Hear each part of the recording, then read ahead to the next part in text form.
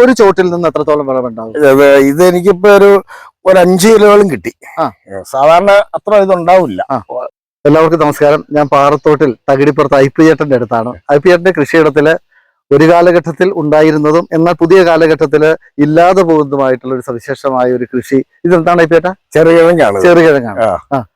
ചെറുകിഴങ്ങ് നമ്മുടെ ഹൈറേഞ്ചിൽ ഒരു കാലഘട്ടത്തിലൊക്കെ ഉണ്ടായിരുന്നു, പിന്നെ നാമാവശേഷമായി. പിന്നെ അങ്ങനെ വീണ്ടും നട്ട് പരിപാലിക്കാനുള്ള സാഹചര്യം എന്തായിരുന്നു? ഞാൻ അമ്മ വീട്ടിൽ ചെന്നപ്പോൾ ഇത് കിടക്കുന്നതാണ്, കൂത്താട്ടോളം എന്റെ അമ്മ വീട്ടില്. അപ്പൊ അവിടുന്ന് കഴിഞ്ഞ വർഷം കൊണ്ടുവന്ന് നട്ടതാണ്. ചെറിയതായിട്ട് നട്ടൊരു 7 ചുവട് നട്ടിട്ടൊരു 35 കിലോകളും എനിക്ക് സാധനം കിട്ടി. നല്ല മുഴുത്ത കിഴങ്ങുണ്ടായി ഇതിന്.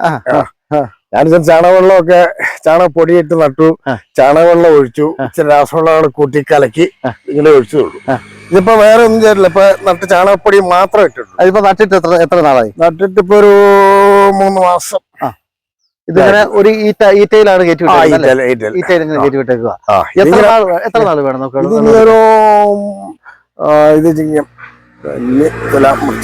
ഇതൊരു 3-4 മാസം കൂടെ ആകുമ്പോഴത്തേക്ക് ഇതിന്റെ ഇല പഴുത്തു തുടങ്ങും. ഇല പഴുക്കുമ്പോൾ ഈ കാച്ചിലിന്റെ പോലെ തന്നെ നമ്മളിത് പറിച്ചെടുക്കും. ഇതിപ്പോ എത്ര ചോടുണ്ട്? ഇതിപ്പോ 10 ചോടുണ്ട്. 10 ചോടുണ്ട്.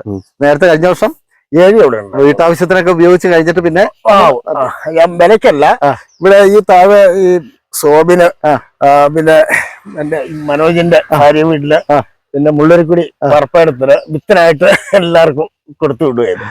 അപ്പോ തകിടിപ്പുറത്ത് ഐപ്പിയേട്ടൻ ഈ നഷ്ടപ്പെട്ടു പോയ കൃഷി വീണ്ടെടുക്കാൻ വേണ്ടിയിട്ട് വലിയൊരു പരിശ്രമം നടത്തി. അതിന്റെ വിത്തുകളൊക്കെ സമീപ പ്രദേശ ആളുകൾക്ക് കൊടുത്തു. ഒരു ചോട്ടിൽ നിന്ന് എത്രത്തോളം വിളവുണ്ടാവും? ഇത് എനിക്കിപ്പോ ഒരു 5 കിലോകളും കിട്ടി. സാധാരണ അത്ര ഇതുണ്ടാവില്ല. ഇത് നല്ല വിളവായിരുന്നു. അത് ശരി. എന്തൊക്കെ പരിപാലനം കൊടുക്കുന്നത്? എത്ര തവണ വളമിടണം? വളമെന്ന് പറഞ്ഞാൽ ചാണകപ്പൊടി കുഴിയെടുത്തിട്ട്, വിളയ മണ്ണായിരിക്കണം, കുഴിയെടുത്തിട്ട് ചാണകപ്പൊടി ശരിക്കിട്ട് അതിന്റെ മുകളിൽ ഇത് വെച്ച് കുറച്ച് മണ്ണ് ഇടുക. പിന്നെ ചാണകവെള്ളം കലക്കി ഒഴിച്ചു. പിന്നെ ഒരു തവണ കൂടെ ചാണകവെള്ളവും ഒരല്പം പാറ്റമ്പോസും കൂടെ കൂട്ടി കലക്കി ഒഴിച്ചു. വേറെ മരുന്നോ ഒന്നുമില്ല. ഇനി വളപ്രയോഗം വേണോ? വേണ്ട.